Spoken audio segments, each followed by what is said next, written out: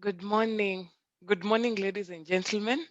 I hope you had a great weekend. And today's on Wednesday, actually. So I hope your week is moving on well. And welcome to the second session of Coders at American Spaces, rather third session, because we had Wednesday session last week, and then we had a Saturday session. So welcome to the third session. And I'm really happy that last time we were able to finish a few, what I can say is we're able to finish front-end development. And I hope you will be able to take some time and go through, what I can say is, I hope you can be able to take some time and go through the documentation of Kodular, because that is where you can learn more about the things that we are not able to implement with this within this 1.5 hour period. So um, welcome, and let's just dive in right away. So open your browsers. Let me open in a fresh, um, URL, assuming that we are just um, new to, yeah, we've just opened our machines. So I'll share my screen.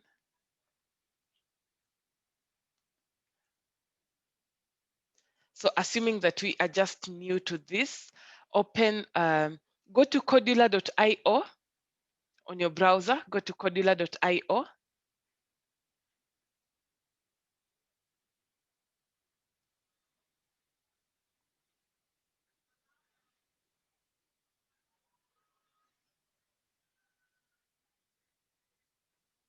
So after you go to kodular.io, of course, just click on create apps. So it will take us to where we previously stopped. Or maybe if you logged out and put in your new account or something of that sort, you will be able to log back in, and yeah, we can proceed just from where we began or where we left. So mine is just there, the travel app is just there. I'll open it and then we can proceed.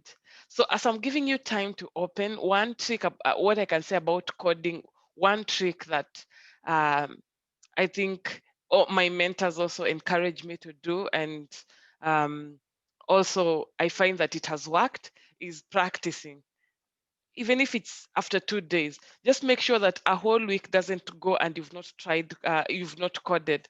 I'm not speaking about Kodular alone, even web development. I know you learned about web development last month. Make sure that you keep on trying and creating something with it, so that when it's time for creating projects, you create awesome projects, because you have not lost that what I can say, you have not forgotten, because coding is like mathematics. If you don't practice, you forget. So keep on working on your skills, keep on pushing, and I think you are going to do great. That is just one tip, because you have the whole entire week with us. You can keep on pushing and practicing, so that you don't, in quotes, rust. Yeah, something like that. So I hope we are together. You've opened your screen. So the screens that we developed in the previous session is screen 1, and it had a register page. And then we had login, a login screen. Then we had a home page. I know this is the one that really gave you a lot of trouble, but we managed. And I'll just share, what I'll do is I'll just share an image of how you are supposed to arrange this screen alone. The other screens, I know we hacked it, but this screen alone, I'll just put a way of how you arrange your components. And then in case you just want to revise, I know it was requested, so in case you just want to revise, you can go through it. And then finally, we created the chat page, whereby in this page, you're going to link a Firebase database. And I know this is my own way of doing with linking with Firebase database, but I challenge you to just research a little bit and implement a Firebase database and a chat using this view, chat view. It is in the layout section, and there is that chat view, okay? You can even have a look at it in the documentation. What is it about? I'm just giving you some buffer time to, yeah, before we get started. Great. So you can just have a look at it in the documentation section, and it is in the components. It's categorized like this. We have the user interface, it is in the layout section. And then in the layout, we have views, and then chart view. I'm just giving you a small Mwakenya here. Go and have a look at the chart view and see how you can implement with it. That's a challenge on your end. That's a challenge on your end. So let's get started. Let's get started. So in the, what I can say is in Kodular and in these non-coding tools, we have the designer section on, you can navigate or you can toggle between the two. We have the designer section. It is the one which is selected at the button there. And then we have, of course, the assets which contain our images. And then we have the blocks section. So we are going to interact with backend development, or rather coding with backend development majorly as a block section, So before we go to the block section, you have to ensure that we've dragged the components, the non-visible components that we need. So this is going to be a very simple login that saves our data here as a local storage. And then after this, of course, after these sessions, I will send you links on how you can create a Firebase out so that your users can be registered using Firebase out. And Firebase out can be found at the Google section here, category. There is Google there. And then we have Firebase authentication. We have Firebase database. So for now, we are going to implement a very simple login and sign up logic that will make you or familiarize you with Firebase or with login, general login and sign up. So how do you save your data when a user is logging in? How do you save your data and how do you fetch it? Something like that. So I'll send you the documentation for Firebase out. I'll also send you the documentation for chat so that you can try them yourself. And even if you're going to learn other things, I'll highly encourage you to just share on chat or on WhatsApp your experience about it. So the first thing that we are going to drag to the user interface section is the notifier. A notifier will notify the users of the actions. So if we want to make a user wait so that an action is taking an action takes place, we use a notifier. If a user has logged in successfully and you want to let them know, you can notify them. It's not necessary for you to let them know all the time that they have successfully logged in. But if they've made errors, of course, you have to let them know. You have to let them know that, yeah, something has happened, fix it this way.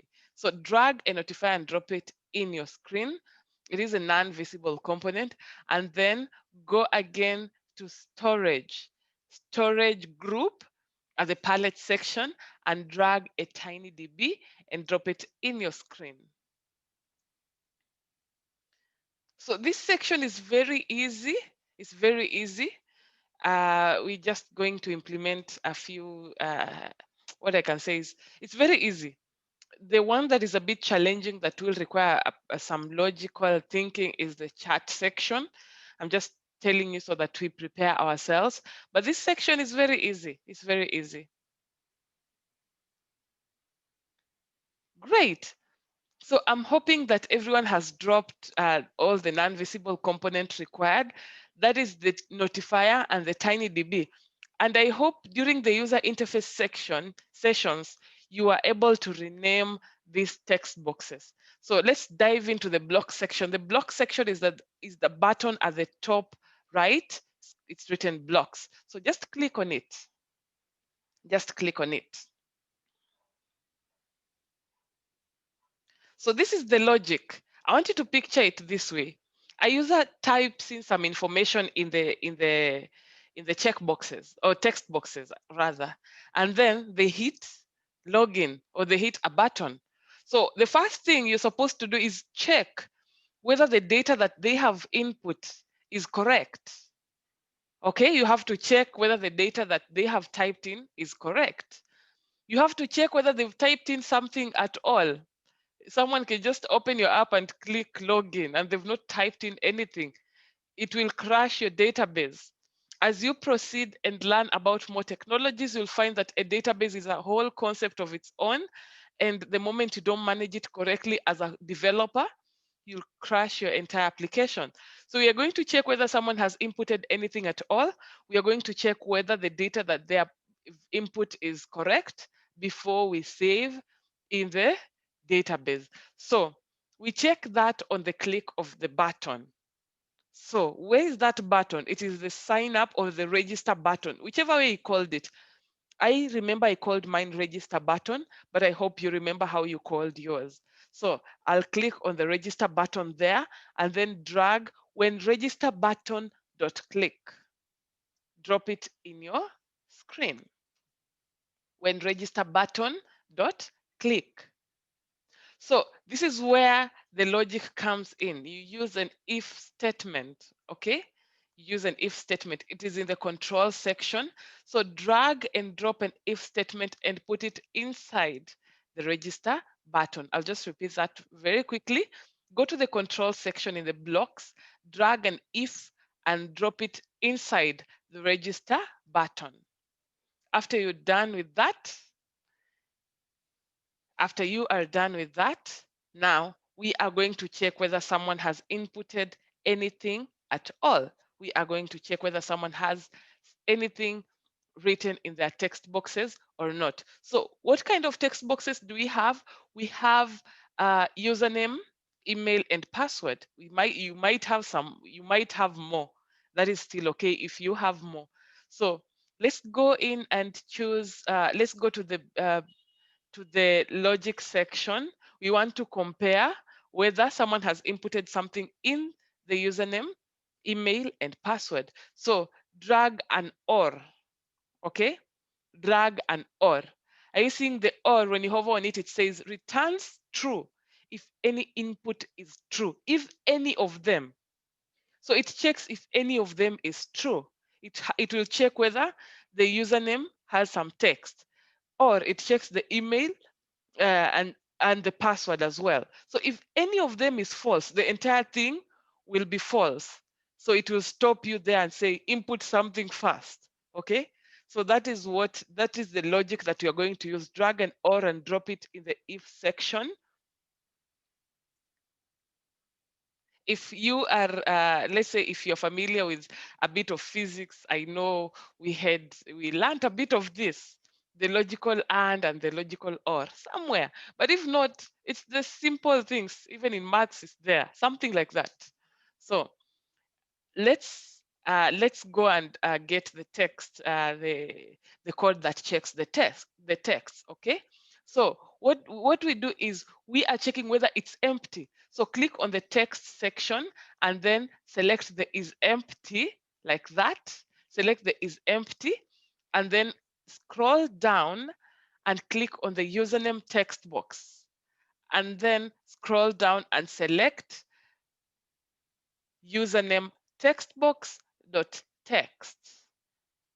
It is the one that does not have an opening end. So username text box dot text. It's a bit below.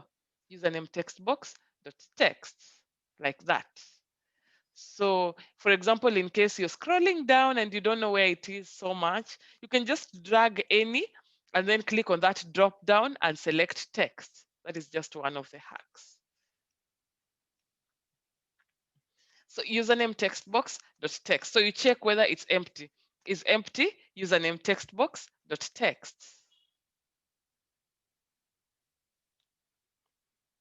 Fantastic.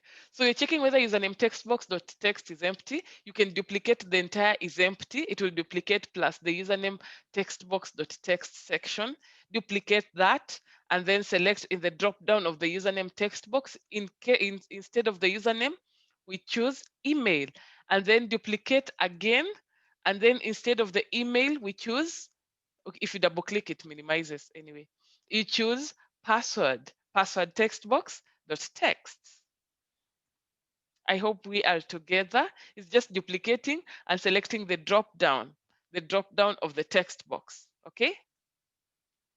And as you can see, we have 3 text boxes here. We have username text box, email, and password, but our logical OR is only 2. So for us to extend it, it's very simple. There is that settings icon there. Just click on the settings icon, you'll see a Boolean. Boolean means in programming, Boolean is a special type of data type. Oh, it's a special data type. Okay, it's not really special, it's a data type. So Boolean means true or false, and that's why we are using that. So if you click on that and that bubble expands, drag a Boolean and then drop it under the list of Booleans that are in the OR block. Let me just repeat that. Let me just repeat that. What you do is click on the settings icon. It's like something like a settings icon, and then drag a Boolean from the left of that bubble that has popped up, and then drop it under the list of Booleans that are in the OR list block. I'll repeat for the last time. Drag a Boolean and drop it under the list of the Booleans that are in the OR list block.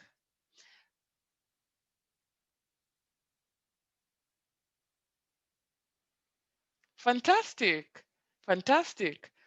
Now, since we have 3 blocks, or we have 3 subsections, and we have 3 text or group of text that are checking whether is empty, whether something is empty, let's now fill them in the OR section. So I like starting with the last one. Okay, so I'll just drag the password text box, then the email text box, and then that one has disappeared. Yeah, I'll drag the username text box and put it there.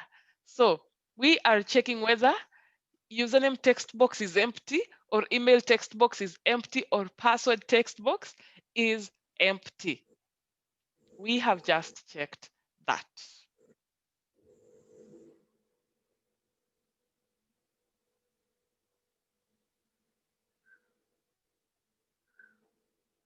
Great. So what do we do if it is empty? We tell the user, or we notify the user about it. Okay, so we click on the notifier in the block section there, and then you can say call notifier1.show message dialog. Call notifier1.show message dialog. Drag that and drop it inside the then section.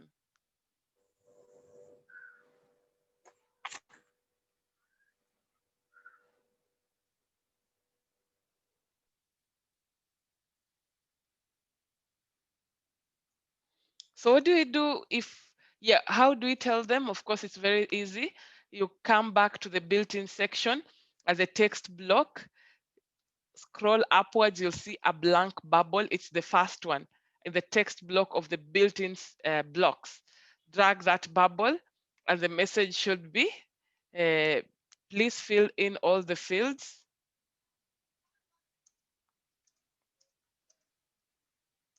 Before you proceed. And then the title can be empty fields. Feel free. Maybe your app is going to be in mother tongue that targets people in, let's say, Taita, and let's say your app is natively in mother tongue and English. So you'll have to write whatever you feel will communicate best to the users. Okay, so the title is empty fields. And then the button can just be okay. You drag those bubbles and put in there. Okay.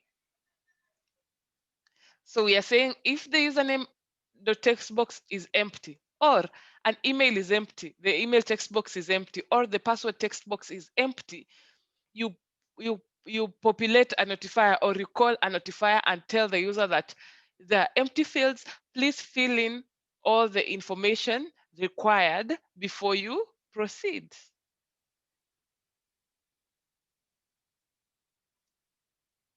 Great. Now, let's assume that they've filled in everything that is required. we now save some data in the database. So for this, in this if condition, in this if, we have to extend it, okay? We have to extend it. So when you click on that settings icon in the if, you have an else if and an else. So we might put an else if maybe you have other conditions that need checking, but an else is like, in case everything else is okay, what should happen? I hope that makes sense. And you're going to use an else if in a short while so that you understand much, uh, you understand better, okay? Yeah. So, Mina, you're saying you're stuck. Where are you?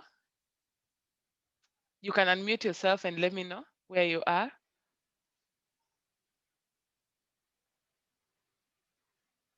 Or you can type in the chat, whichever you feel is faster.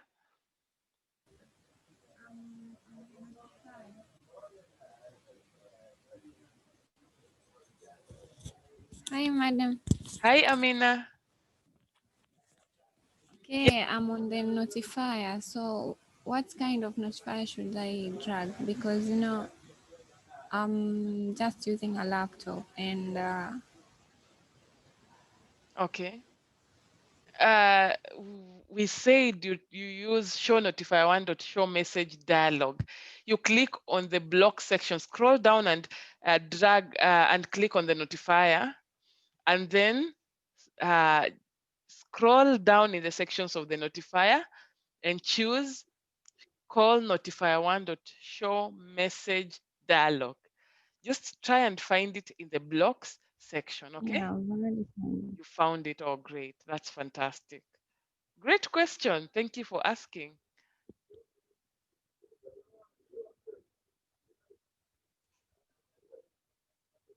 So call notify one dot show message dialog, put in the message, the title, and the button text bubbles, and then fill in some data. Like the title can be empty fields, message can be please fill in all the fields before you proceed, and the button text can be okay.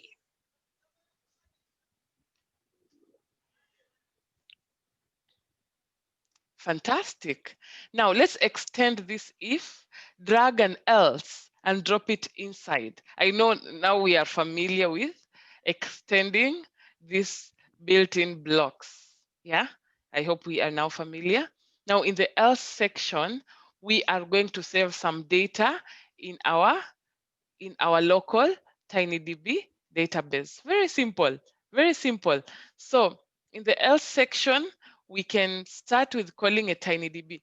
Now, if let us try and implement it as if this was some data that required some saving online, because it will at least familiarize you with saving data. In case that data takes some time to save, it will be awesome if you put in some loading procedure. But TinyDB is very fast. You might not see this loader at the moment. So in the else section, now that we are saving data in the database, first of all, you call a notifier one dot show progress dialog. Let us just look for it. Click on notifier one and then choose show notifier one, call notifier one, dot show progress dialog. There, call notifier one dot show progress dialog. So it will be spinning while there's some data is being saved in the database. So the message, let's go to the text section. The message is put a bubble there, and the message is please wait.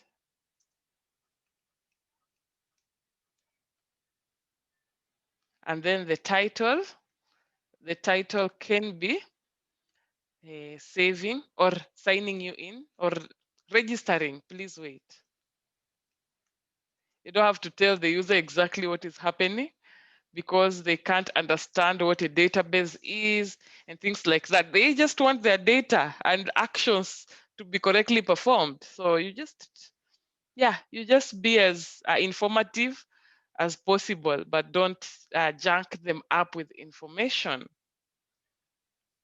Even in the employment world, my colleague here can attest, when you talking to clients, don't mention the jargons. Try to think of ways in which you can put it in a way that they can understand. So registering, please wait. And then as it's waiting or as that is loading, we go to the, what is it called? TinyDB, okay? TinyDB, click on TinyDB and then call tinydb1.store value. Call tinydb1.store value. So for tag is a special ID, rather a special ID that will identifying the value, will be identifying the value that you are going to store. So the tag is just a text, but it should be very unique and you're not supposed to forget it, because anytime you might want to call this tag, you will be using, or when you want to fetch that data from the local storage, you'll be using tag, that tag. So I like writing them in capital letters, and by convention, in databases, you use capital letters to write. So the tag will be username, because we want to store username, username data there. And then to make it easier, you can duplicate username text box dot text there at the top. So duplicate that and then put it in the value to store. So we have call tinydb1.store value of tag. I've put in a bubble, a text bubble, and I've written username in capital letters, and then value to store, it is username text box dot text. You can either duplicate the one that is at the top, or you can go, you can scroll down and click on username text box. And then when you click on it, you select username text box dot text and then fix it as the value to store. Very simple. So we have stored username. Now let's store the email. Very simple. Just duplicate the call tinydb1, the entire call tinydb1. Duplicate it, put it below call tinydb1 of the username. And then instead of username, email. And then value to store, ensure you have changed that to email textbox.text.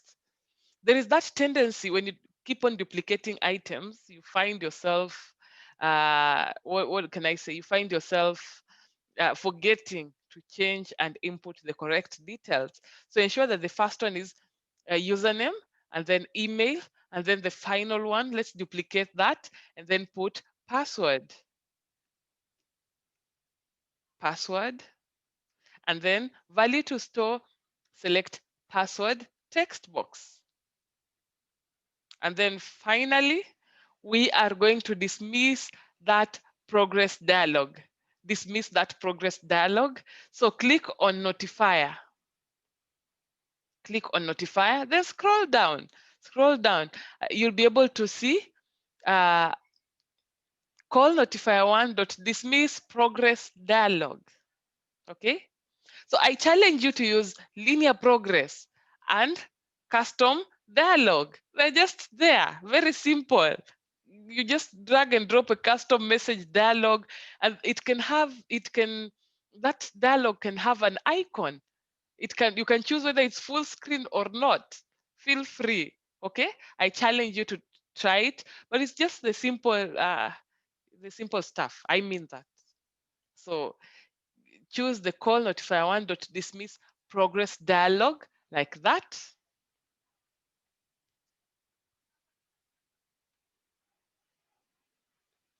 Then after they've registered well, let's take them to a login page so that they can log in, okay? So how do you do that? Before we do that, we have to notify them that registration successful.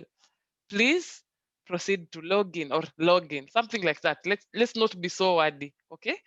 So we can call notifier one dot show or dot show alert notice. I think that's the simplest one. So let me find it. Just scroll it. I'm sure some of you have found it already. Yeah, there it is. Call notifier one dot show alert notice like that. And then the notice is registration successful. Please log in. Something like that. Not colors, text. Put a text bubble. registration successful. Hey, not in capital. I'm screaming too much. Registration successful. Please log in. And then we navigate them. This is the final step. I mean, the final step of this button. Then we navigate them to the login page. So click on the control section and then scroll down. There is open another screen, screen name. Open another screen, screen name, put it there, and then put a text bubble. Put a text bubble. And then the screen name. What is the screen name? Login. So ensure that you've selected login, or you've typed in exactly as it's written. Okay. Ensure that you've typed it exactly. If you type capital L, I mean, it's case sensitive. If you type capital L here and you've not called it or you've not named it as a capital L in the login, you will have an error. Okay. Yeah, you'll have an error. So type in exactly as you called your login page. Mine is called that way. So what have we done? The first thing is we've checked whether some data is empty and then called notify1.show message dialog and told the user if it is empty, they're supposed to fill in all the fields before they continue. Then in the else section, we started by showing the progress dialog so that we wait as some data is being saved in the tiny database. So what are we saving in the tiny database? Username, email, and password. And then after that, we dismiss the progress dialog, the one that we started at the top. Ensure that you dismiss. If you don't, it will just be loading continuously. Okay? Ensure that you've dismissed the progress dialog and then you've chosen show notify one call notify one show alert notice. Registration successful, please log in, and then open another screen name, login. We are not done with this page. There is only one simple logic we want to implement. Only one simple logic.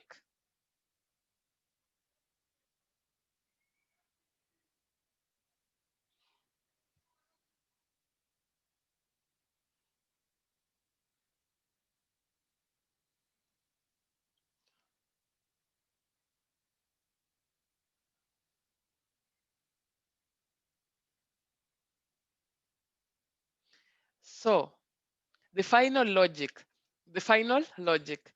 in this page, not the entire app.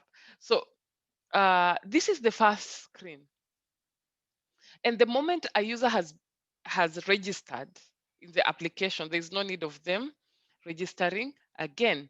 So we will check whether there is some registration data in the database. If it is there, we just directly navigate them to login so that they can log in with their details. Very simple. So scroll down. We said a screen is a component. So click on screen one because it is a component. Click on screen one and then choose when screen one dot initialize. Okay, when screen one dot initialize. When screen one dot initialize. What should we do? We check if, drag an if, okay? Drag an if and then say if. So we're checking whether some data is in the database. So we're checking whether there is something. How do we do that? We come to the logic. If we get a not, and then we go to the text section, okay? And then drag an is empty and put in the not section, okay? I don't know if it makes sense. The first thing you do is go to the logic. And by the way, one trick is try relating these colors to the built-in section. The moment you see, you can be able to know that the control is in that orange color, logic is in green color, text is that purple? I don't know. Yeah, that color, okay?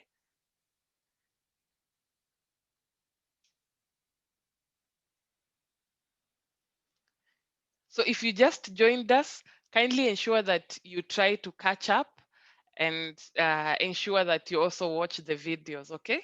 Yeah, great. So if not is empty, okay? If it's not empty, that's how coding is. Of some wordings can be very weird, okay? So if not is empty, then go to the tinydb, scroll down and click on the tinydb, and then choose call tinydb1.get value, okay? Dot get value, like that. We just want to check whether only one detail is there. There's no need of us checking the entire detail, okay? We just check whether there is some email only, or we can just check whether there is some username or password only. You can choose any, okay? But in my case, I'll just use username, okay?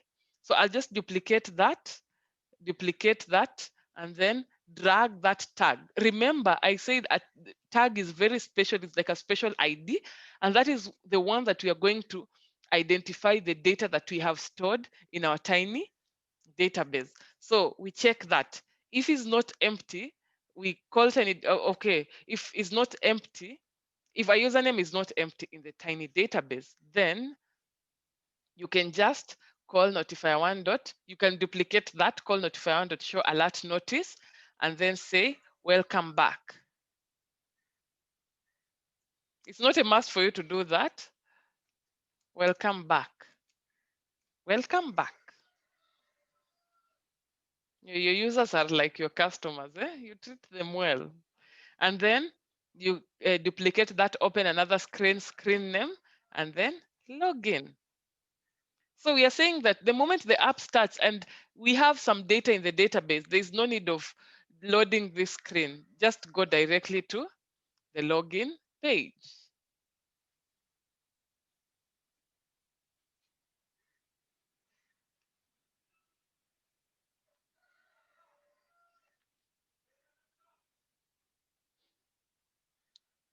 I hope everyone can see my screen. Are you able to see my screen?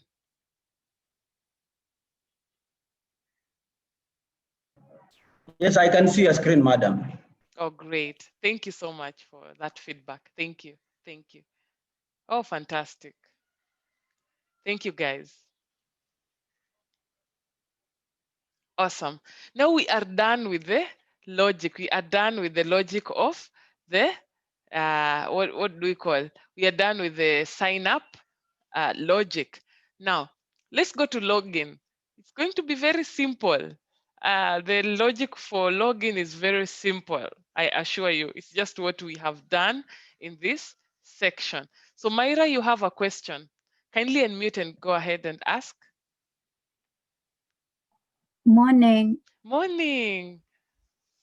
Oh, so I was asking, like sometimes usually see most applications, they kind of tell you like your email is invalid or your password is invalid.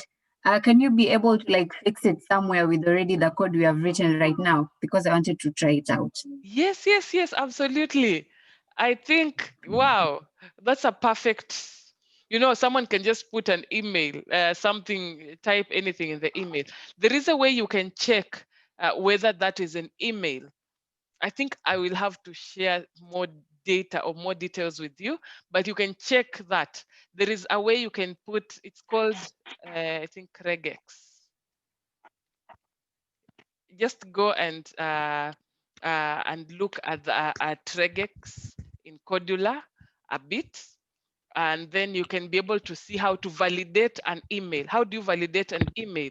So, for example, if an email should contain an @ symbol and it should contain a dot symbol somewhere, right? For example, it's let's say Myra at let's say at gmail.or.ke, something like that. So you have to check whether it contains all those symbols and they are arranged correctly, okay? There is a way to check that. So you put that in another if statement, okay? If you put that condition, that regex section, and they say your email is invalid, please put in the correct email. Then for the password, you can start. If the letters or the length of that password is less than 6, You tell the user your password is too short, or if the password does not contain a special character, or it does not contain there is an option for you to do that, Myra. So that's a great question. I will leave it open for you to try. Okay. And Thank you. I hope you'll be able to give us feedback, but I will also add that in the documentation. Oh, great. I'm really glad you asked that. Okay. Thank you. Thank you. That's a great question. Fantastic. Now, uh, okay. Hadija, you have a question. Go ahead.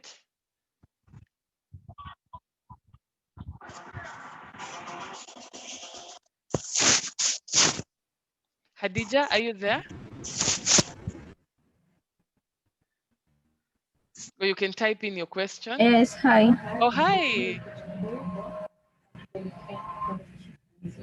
I was asking what if the proving of if you're a robot or not in the sections. Oh, you want to, there is, if you want that, there are some special add-ons, but in mobile apps, there is no proving whether someone is a robot or not, because an app has to be clicked by a user. That app icon, it has to be clicked by a user for it to open. But in the web, you have to prove whether someone is a robot or not. There is that section in a website or a web application, because there might be some robots that keep on checking website URLs and clicking automatically clicking on stuff. Okay, so for mobile apps, no, you don't use that. Okay, it's not a logic that you use in a mobile application. I hope I've answered your Thank you. question. That's a great Yeah, question. thank you. Oh, fantastic. Great, great. Now, any other question? I love the questions. Yeah, today the questions have been so eye-opening. Your questions are always eye-opening. Great. Don't forget, if you have a question, just drop them in the chat, or you can unmute yourself and ask. We'll be glad to answer. We'll be glad to answer. So let's go to the login page. So we assume, I hope you're now getting the bigger picture of how to go about it, so that in case you're handling even login with Firebase out, it will be a bit simpler. You can be able to look at someone's code, and then based on the code that they've written, and based on what you've learned, this logic, based on the logic that you've learned here, you can be able to apply and create a Firebase out login. Great. I've mentioned Firebase a lot. So let's go to login page. Click on login like that. So it's going to be very similar. It's going to be very similar. So what you are going to do is ensure that go to the designer section. We've not dragged a few components there. So ensure that drag TinyDB and drop it in the screen. And then go ahead to the user interface and drag a notifier and drop it in the screen as well. So drag a TinyDB and also drag a notifier. Ensure that you have the two of them in the screen.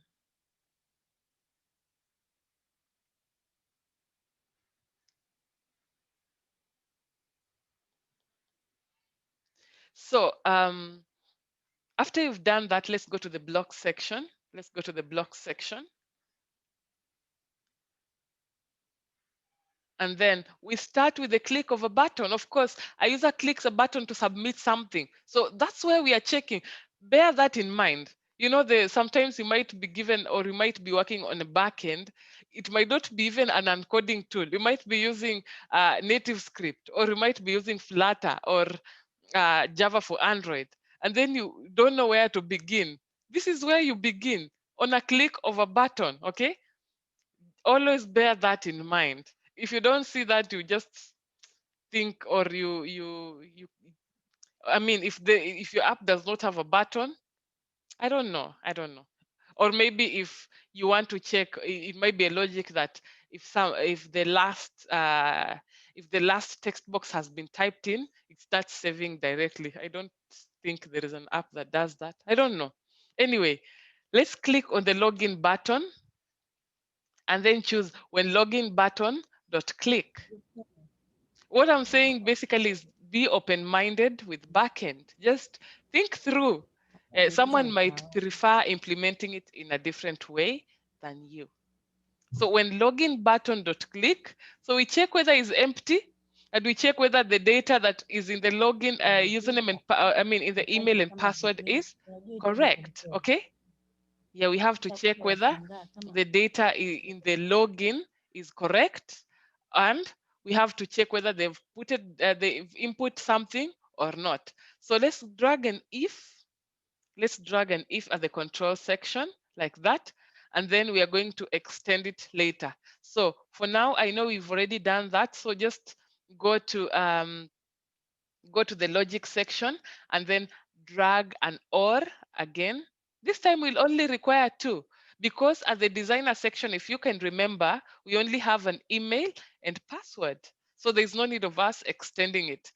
So in the if section or in the if block, what we are going to do is we are going to get an is empty in the text section is empty, and then we are going to get email text box dot text. They told you there's no need of you searching it so much. Just drag any and fix it, and then choose text like that. So if email text box dot text, if it's empty, email text box dot text, or is empty, password text box dot text. So drag that is empty and put it there, and drag an email and put it there. So we have if is empty, email text box dot text, or is empty, password text box dot text. Then this is worth mentioning. Let me mention what we call a backpack. Okay. I know some of you are familiar with the backpack, but it's that bag icon at there. It's that bag icon at the, what I can say is at the top right of that block section. So it will help us copy some code. So just go to screen 1, for example. This is just an example of how we can use a backpack. You can go to screen 1, and then there is that one, show call notify1.show message dialog. It is the same that we want to use. Okay, what you can do is you can right click, and then you can add to backpack like that. You click right click, and then you select add to backpack like that. So it will add some code to backpack. Then we go to the login page, and then click on that backpack, and then drag that and put it in there in the then section, so that we don't have to go back, to go to the section of to the section of the notifier again. But you have to ensure that you have a notifier block in this page for you to copy and paste codes. Unless if you don't, you'll have errors. That's a simple way of doing it. But if you don't want to do it, just go ahead. If you want the long way, you just click on notifier. I'm a lazy coder. I like things that have been done already for me, so that not really literally, like things that can be copied and duplicated. Okay, so you can, if you don't want to do that, just go the long way and choose call notify1.show message dialog, and then in the message dialog, put a message. Please fill in all the fields before you proceed. In the title, put in empty fields, and in the button, put OK. Fantastic. And then extend that if and put an else if. Okay, an else if. In the else if, what we are going to check is we are going to check whether the username that the person has put in the username text box matches the one that is in, not the username, I mean the email. The email that someone has typed in the email text box matches the one that they stored in the TinyDB, or the one that is stored in the TinyDB, the one that they created in the register page, same as password. So you're going to check those two. If any of them does not match, it means that the login credentials is incorrect. So in the else if, get an or. get an OR logic. Okay. Now, we are going to use compare texts there, compare texts. So let's just put the first one so that you can duplicate and put in those boxes. So in the compare text is not less than sign. Ensure that you select a not equal sign. It is the second last one. So what are we comparing? We are comparing email text box. So you can duplicate the email text box that is at the top and put it there. And we are comparing it to the one that is in the tiny DB. So if you feel that you are prone to errors, the way I am always prone to errors, you can just go ahead and ensure that you counter check the data that you've stored in the tag that you've stored in the email tag, the one that you stored when you are registering. I can see mine is capital email. Ensure that you are very consistent. Bure, you will continue having errors. So if compare text email text box dot text is not equal to the one stored in the tinydb, what is it? You use call tinydb1 dot get value like that, and the tag is capital email. That special ID, capital email. Then value, if tag not there, just leave it blank. If compare text email text box dot text is not equal to that, or let's duplicate this entire compare text, and then in the drop down, select password text box dot text, and then the tag should be exactly as it was when you're registering the user. So I like putting the one that is at the extreme end, of course. So I'll just click on the password text box and put it in the last or section, and then take the email one and put it in the first section. So what is this code saying? Compare text email text box dot text. If it's not equal to the email tag in the database, the email data in the database, and the password is not equal to the password data in the database, then you can duplicate that call notifier and tell the user that incorrect username or password. Okay? So duplicate that one, and instead of please empty fields, blah, blah, blah, select the title should be incorrect credentials, or I don't know if users know credentials. Very funny word. Credentials, incorrect credentials. Then ensure that, you can say fill in correct username and password. Please fill in correct username, email, not username, email. I don't know why. Email or password. Okay.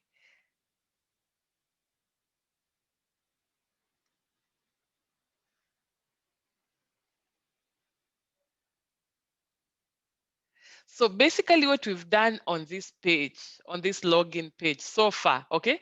So far, what we've done on the login page is we've put in when login button dot click. The first if that we're going to check, the first logic if that you're going to check, we're going to check whether the email text box or the password text box is empty. Kind of similar to what we did in the previous sign up page. So if it is empty, you tell the user, please fill in all the fields before you proceed. And then we now go to the else if section and compare if the email text box or the data that is in the email text box, if it's not equal to email, or the data that is in the password text box is not equal to the password that the user inputted when they were registering, you stop there and tell them that the credentials that they've inputted is incorrect. You tell them in the most polite way possible, of course. Okay? Then finally, let's extend that if and drag an else. So if everything is working well as expected, put an else, and then you can proceed them to the dashboard page. It shouldn't be an else if, sorry. Just choose an else, okay? It shouldn't be an else if, it should be an else. There is a Tiny, tiny difference. I mean, if we are going to put an else if, you're going to check a lot of stuff. So we are saying in the else, if any of the above conditions at the top is not true, this one is the one that should execute. That means that if the user has inputted correct email, I mean an email and a password, and the email and the password that they've inputted is correct, then what should happen? Then we can see, go to the control section and then choose open another screen. The screen name should be, put a blank text bubble, put a blank text bubble.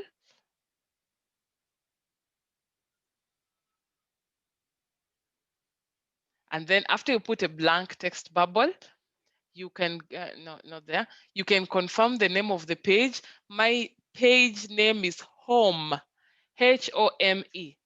So that's exactly what I'm going to type there. So home, like that.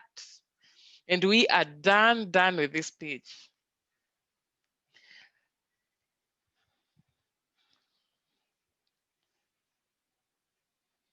So I'm really happy with the pace that we are going. I want us to finish this backend so that you can test it. And then on our session, on our final session, we will be discussing on the dynamic components, or how you can use other components like side navigation and bottom navigation, at least so that you familiarize yourself. If you want to use an app that uses a side navigation, you'll be able to know how to go about it. This is just an extra. But the ones that I've told you to try it out, to try them out, I won't touch on them. I want you to push yourselves and go and try them out. The first thing I've said is the great question that Myra asked, in case you want to further check the input, that is the email, when they're registering, to ensure that the email is correct and the password is of the specific length and it's strong enough. Implement that. The second one is reset password. Reset password, very simple. Create a reset password page, and then a user can put something, okay? So keep on pushing yourself, and that's the only way to learn. I said in the beginning, the best way to learn code is by you trying, not by you sitting always in a tutorial. And that's why in these sessions, we are learning by creating an app, okay? Great, fantastic. Now let's go to the home page. Let's go to the home page. And in this home page, you won't implement anything much. We will just implement this chat, so that we go to the chat page, that chat with us button. We are just going to implement that chat with us button. But if, let's say, you had something in mind in the travel app and you want to explore and show more, you can create multiple pages and explore and show some data to the user. For example, I don't know if there are mountains in Mombasa. I don't know. If, for example, you want to showcase some data about a mountain that people can have a look, you can implement that, and so on. Or the city, of course, the Mombasa city, there is a lot to explore. And then we have the forest, like forest trails. I'm sure that we have forests here. And I don't know if there are others in Malindi. And then we have the ocean, of course. Yeah. So if you want to put some more data so that the user can be able to view, to see, you can have a look. And Mary is telling me there are mountains. Wow, I'm not aware. I'll have, I think, oh, mountains. Okay. I don't know what are there. Forests, I think they're there, but mountains, not in Mombasa. Well, I don't know if they're there. I've not walked so much. Great. So maybe you can create an app and show me, okay? Yeah, you can show me what are the places that I can visit. So, okay, let's dive in and implement the chat, the simple chat. Okay. So we can, so in that page, you can just select, ensure that that button is, it's at the top. So you can click there and say when chat button dot click. So when chat button dot click, what do? you go to the control section and then open another screen name like that. Open another screen name. I named mine chat, so ensure that it is chat. So I'll just type in text like that and then type in chat, or you can go the long way, go to, and click on the text section in the built-in blocks and select the text bubble, the empty bubble, and put it there. So we have chat. Open another screen name chat, and we are done with that for now. So let's go to the chat section. Let's go to the chat section, to the chat page. Let's go to the chat page. What we implemented in the chat page, it was a simple user interface. It was just a simple user interface. And in this user interface, we had an app bar. We had an app bar, and we are going to change that app bar to have a specific title. Okay, and then we are going to ensure that we have the chat messages in this section. You're going to ensure that we have some chat messages in that section. So the non-visible component, I said we are going to repeat this, and let me keep my word by deleting the, what is it? Yeah, I'll delete the non-visible components and then we can drop them again. But if you did manage to finish that, well and good. If you manage to drop the non-visible components, well and good. But if not, let's go ahead and drop some non-visible components. So the first one, of course, the first non-visible component is a notifier. So drag a notifier and drop it in your screen, and then go to storage, and then drag a tiny DB, drop it in your screen. So we've dropped a notifier from the user interface group, then we've dropped a tiny DB from the database, or no, storage group, and then click on Google. Click on Google and then select Firebase database. Firebase database.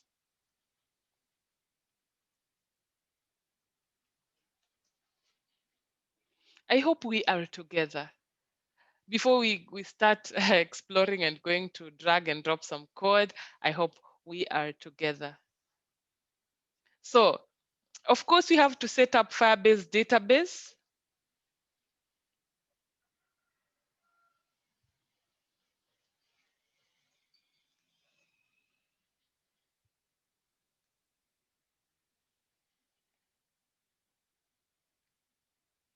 So what we are going to do is we are going to ensure that we have a Firebase database account, okay?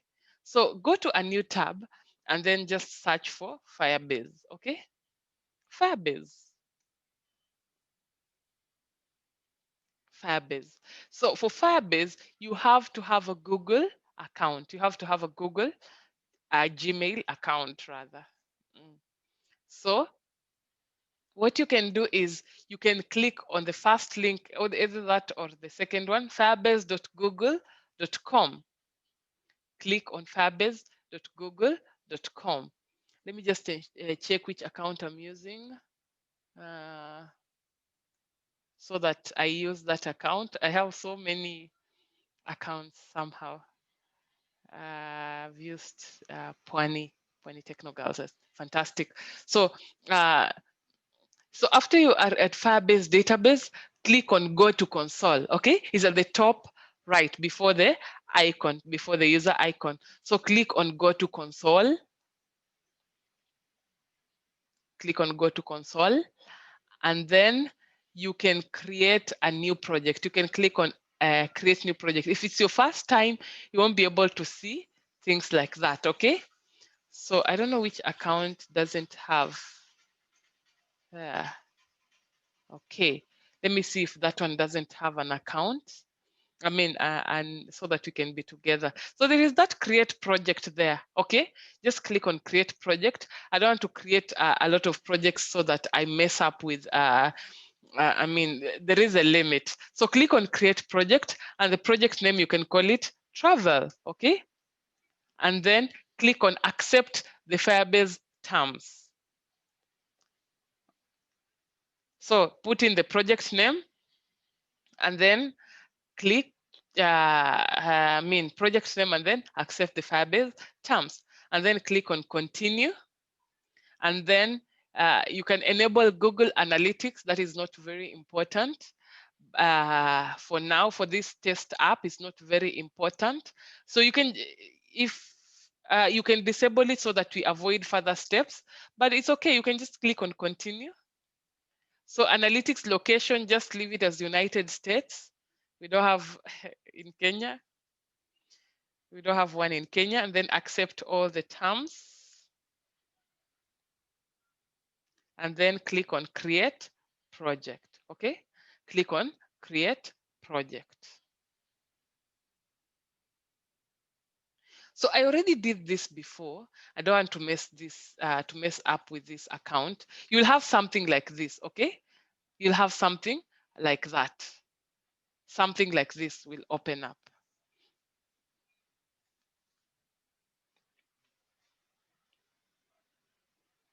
I hope we are together. So after you are in here, there is that side navigation. Okay, there is some menu on the side. Click on real-time database. Click on real-time database. Then after you click on real-time database, click on rules. Okay? Click on rules. I know your rules are not the same as mine, but change that. There is the read, there is a specific date or the specific data, and then the write, there is specific data in quotation marks. Delete the quotation marks plus the data that is inside there and leave the comma. Please be very accurate. We are tampering with some database data here. So delete that and ensure that you've written true. True is a Boolean data type, so it doesn't need to be in a quotation mark, okay? So, and do the same for write. There is always some comments at the end, towards the end, that is written some dates. You can delete that as well. It's not a must for them to be there. So ensure that the rules, the read is true and the write is true as well. The write is true. So the only data that you're tampering with is after the full colon. Delete that data plus the quotation marks, but leave the comma, okay? Leave the comma and then write true. In the write as well, put true. Why are we doing this? Because we have not implemented the Firebase out. We have not done a Firebase out. So we want to make it open in a way that our app can be able to read and write some data. But normally what happens is the app reads and writes data based on the authentication data. So if a user is authenticated, it will be able to know and then read some data that is for that user. So after you've done that, click on publish. After you've done that, click on publish, and then let's go to the data section. Let's go to the data section. I hope we are together.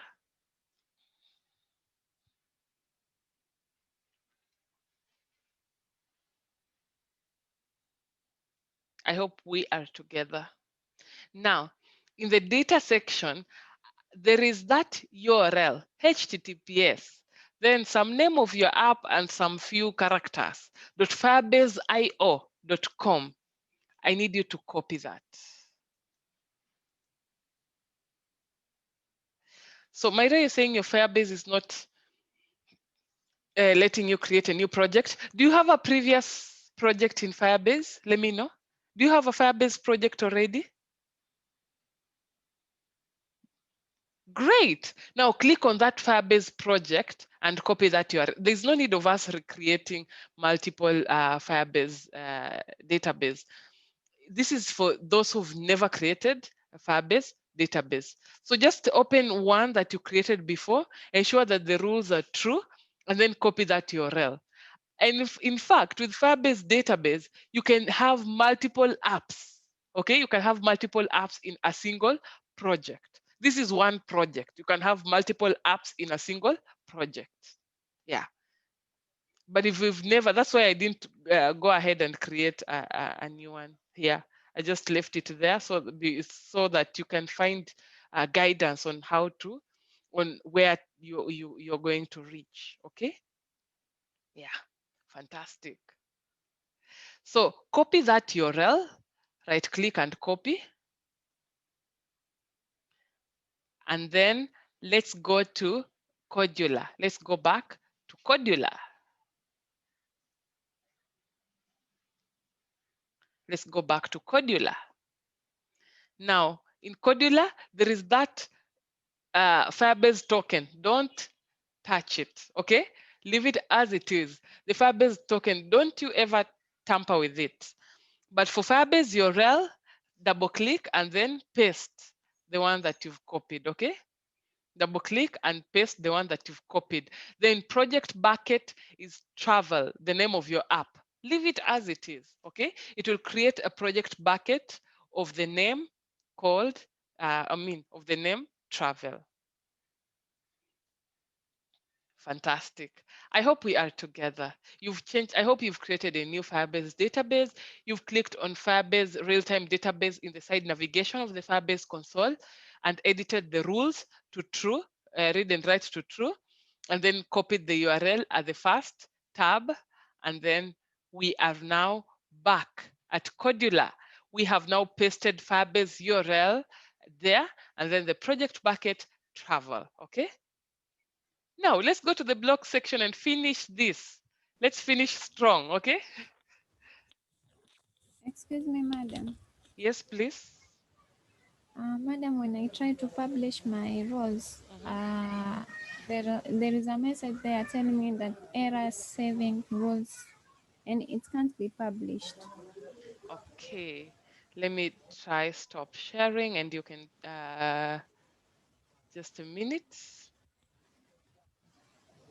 Yes, go ahead and share your screen.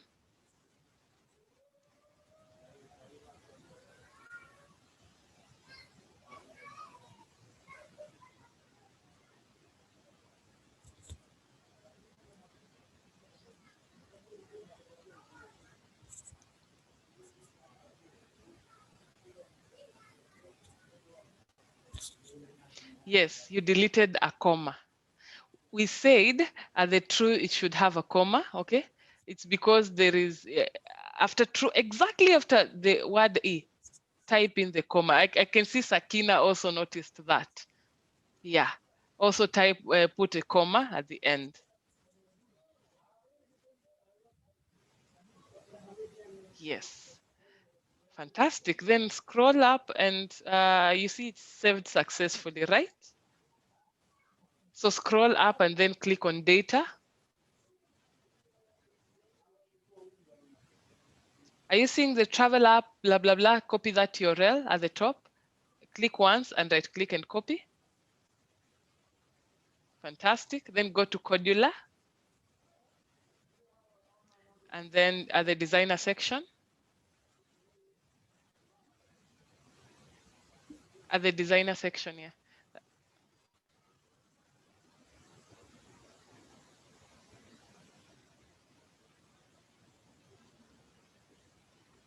Ensure that you've selected the Firebase database at the all components list. Scroll down. No, the other section. The all components section. Yes, scroll down there. Click on Firebase database 1. And then instead of default, right, double click and then paste.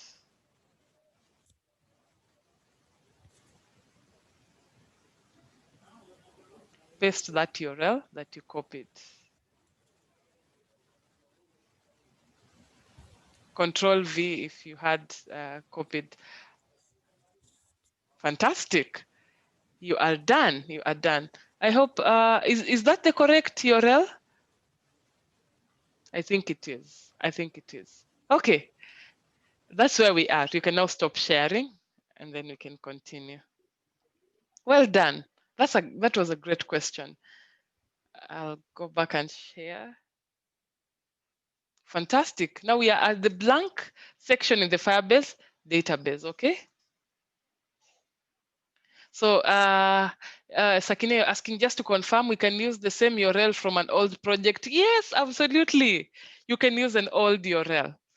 Personally, I've created, okay, I don't know why I'm saying this, but I've created multiple apps using the same projects. Yeah, so you can use the same. You can use the same. That's a great question. Now, so the first thing that we want to do, is we want to check when that page initializes, there should be some action going on, okay? So what is the name of that page? Chat, okay? It is the first component after the built-in blocks. So click. Random question. Yes, please. Go ahead.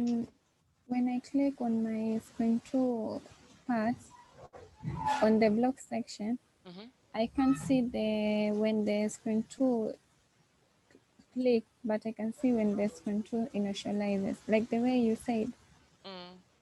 So when we click there, we choose when the screen 2, because mine I have saved it as a screen 2.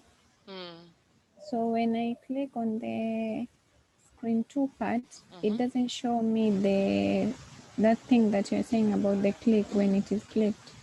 No, a screen doesn't have a click event. It's when it's initialized. We choose when that screen is initialized, okay? But I can see in the another screen there, in that screen 2 of yours, I don't know, the login screen. On the first part there, I can see when the login screen or login, oh, it's a button, okay. It's a button, yes, it's a button.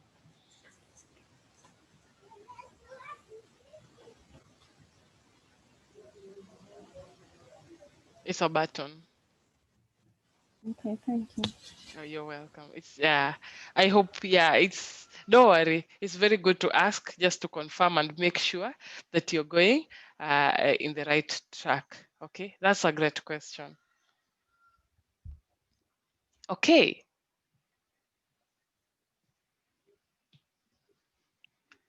Nice. Now we have to check. Click on the chat. Okay, click on the chat. The name of the chat is the name of your screen. Okay, so you might have named it, let's say chat travel or whichever name you've called it. Okay, so choose when chat.initialize. When chat.initialize.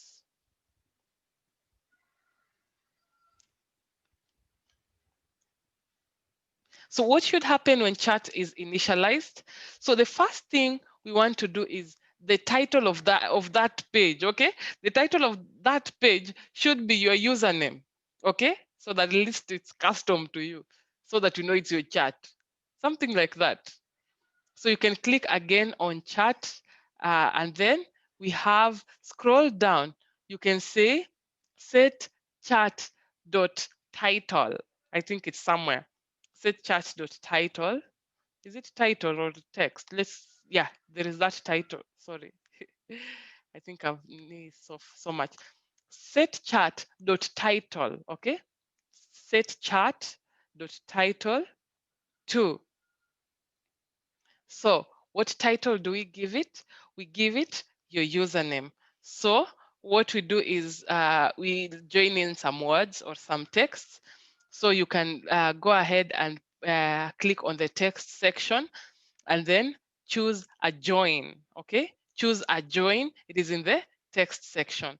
So choose a join, put it there, and then in that join, what happens is the first section is call tinydb1.getValue, like that. The tag is username. Are you seeing now where username is becoming useful now? So ensure that username is exactly as you typed before. Tag is username. And then put an empty bubble below. You can duplicate whatever you have there. And then you put, what is it? An apostrophe then S, an apostrophe, then S, and then say chat. So that whichever user, whatever username a user will have input, it will be just like their name and chat as the title of that page. Or you can say forum, I think, because it's like a group chat. So we have set the title to username, the username, and then customized it a little bit.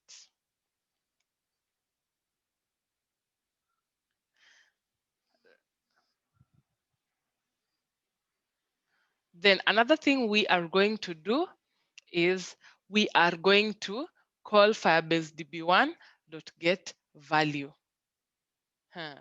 I think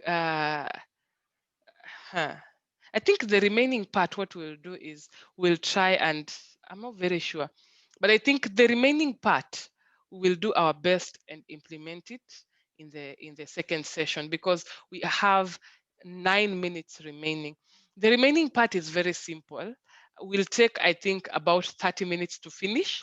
And then after that, we are going to, that is on our Saturday session. And then, as I promised, we are going to look at a bit of dynamic components so that we can be able to, a bit of dynamic components so that we can be able to understand like side navigation. I think navigation, I find it a bit important so that we can understand. But remember what I've told you about the rest of other components. This session, we promised that we are going to at least install this app in your phone. So the chat section won't really work. What will happen in the chat section is we've not implemented buttons, we've not implemented the Firebase database to fetch and store data. I think we should have a fresh mind for us to do that. But what you are going to do is, at least when you install this app, don't expect much in the chat section. Expect that it should be able to register and log in and navigate to the home page and then to this chat page. So how do you install the application? There are several ways, okay? There are several ways of us to install the application. One way is you can go to Kodular. I mean, it's called Kodular. You can just Google Kodular App Play Store. I think I can get a USB from here so that I can be able to share. Yes. So that I can be able to share my screen in a short while. There is that app called Kodular Companion, okay? Kodular Companion. I'll just share that in the chat. I'll share that in the chat. Or you can just Google it, Kodular Companion, in the Play Store on your phone, like that. So you can download that app. There is one way. It's used for testing. It's not used for running or installing your application, okay? So you can just go to Play Store and then search for Kodular Companion.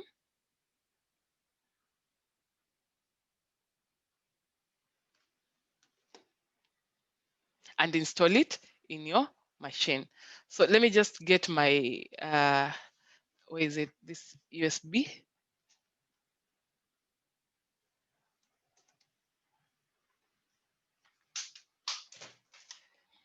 I just want to be able to share my, what is it called?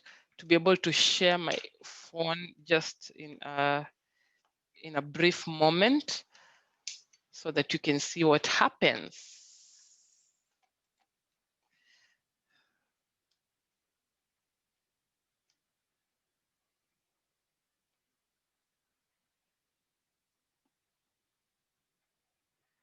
I don't know if I still have that app in my.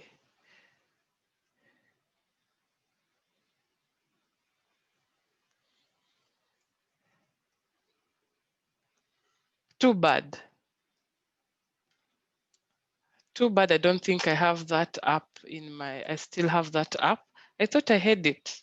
Anyway, when you install Kodular Companion, okay?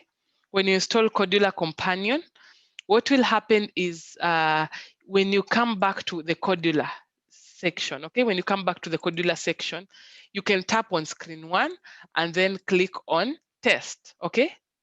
Click on test. And then click on connect to companion. Click on connect to companion. And then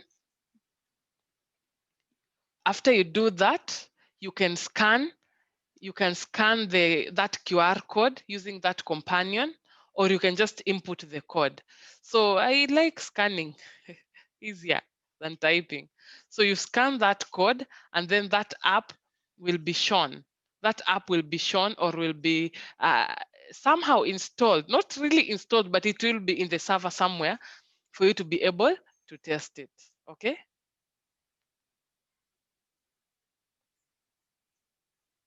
That is one way. That is one way of testing. So ensure that you try that out. If you have space in your phone, you can download Kodular Companion.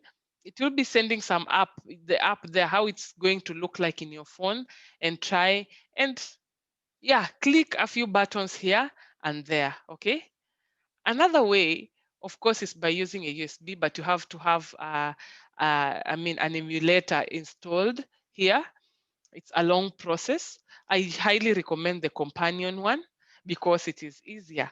Now, I won't wait for it to install. Another way is you click on export, okay? You click on export. This is not for testing. This is for you installing the application in your phone. It's not really recommended if you're still testing your application, but you can still install it. If you're very sure that you don't have errors, you can still install it. It won't, if errors are in your app, it will just crash. But yeah, so you can click on export and then click on Android APK. There is a difference between the two. There is the Android app bundle, and then there is the Android APK. Android app bundle and then Android APK. So the app bundle is when you want to publish your app in Play Store. You can upload an APK in Play Store, but the app bundle is recommended because it gives Google access to your code so that it can bundle it up securely, rather, literally. Yeah. So this one is not installable in your phone. So you use .apk, okay? You click on .apk. It will take some time to build, just a few minutes. Yeah, just a few minutes. And then it will give you an option for you to download the app. It will give you an option for you to download the application.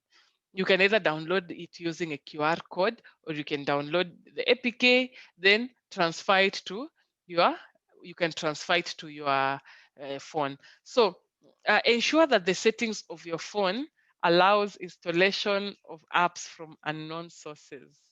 You know, we developers expose ourselves so much. So it's a bargain, okay? It's a bargain that I think you can compromise just for these sessions. So you can just say that you can allow installation from unknown sources, enable it so that you can be able to install this app and test it out. So I hope you're going to test the app. If you have any problem, you can share in the group, okay? So for the friends, for some of your friends who will be following on the video, through the video, ensure that when you are going through this video and you have a question as well, you can post it in the chat and in the group on WhatsApp and let us know. Or you can direct message us at info@pwanitechnogirls.org, or you can send us a DM on Facebook, okay? So don't worry if you have a question and you're going through this session, keep on asking. So is there any question? I can see our time is up. Do you have a question?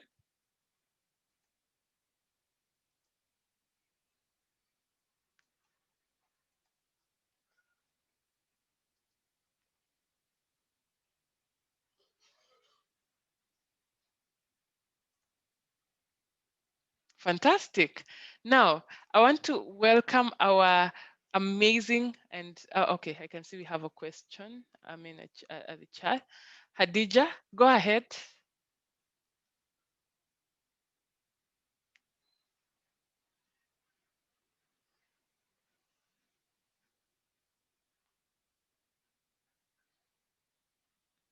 Hi, Hadija.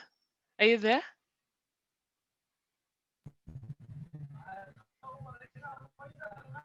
Hi.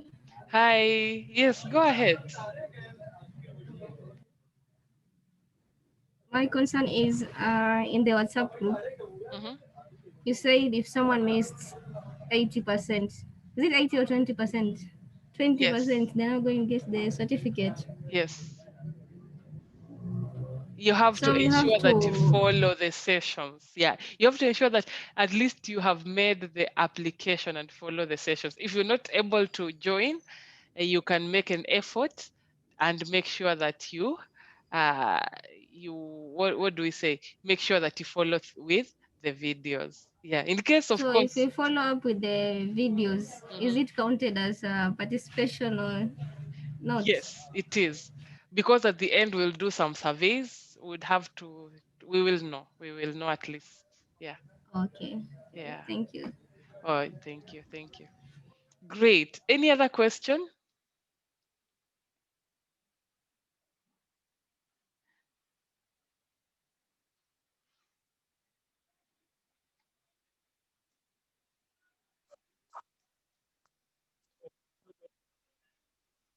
Great.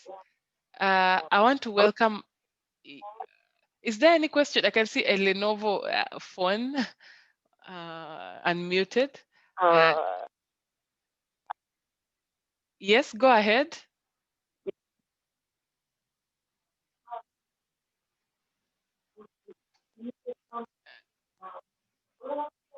We can't hear you completely.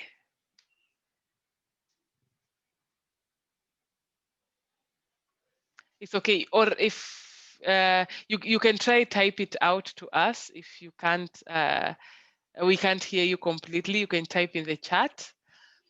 So in the meantime, as you are doing that, I want to ask our amazing co-facilitator, Madam Zalia Shehe.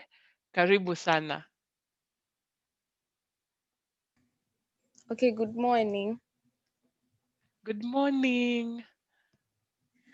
Okay, so thank you, Madam Joan. So what I'd like to say is this is a very great opportunity. If you have any questions, feel free to ask. And if you get stuck on the way, feel free to reach out to us. And that's all. Thank you. Thank you so much. That was our amazing co-facilitator, Madam Zalia. Yeah, keep on asking the questions if you have some questions, but sorry about that. We highly encourage you to go ahead and try this out. Go and try and implement it on your own.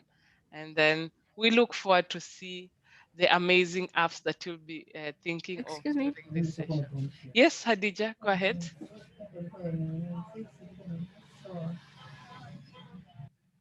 I was asking, is it possible for maybe come physically, because there are some areas maybe I get stuck and I'm using the videos, so I'm unable to ask for help. Physically at the moment, no, but okay, I don't know.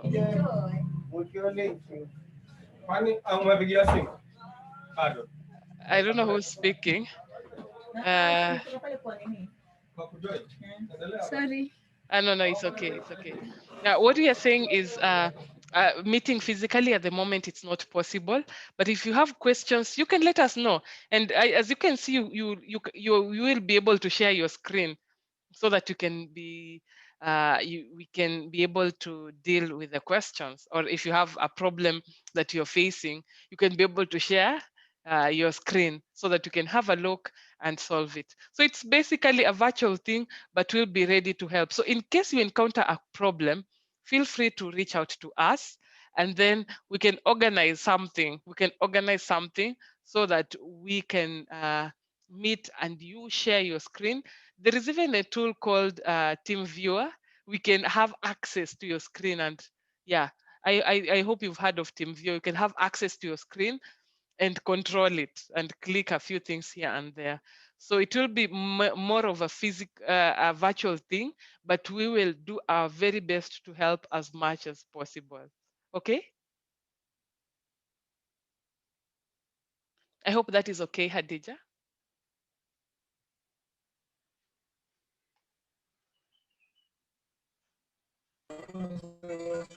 Yes, thank you. Anytime, anytime. Any other question?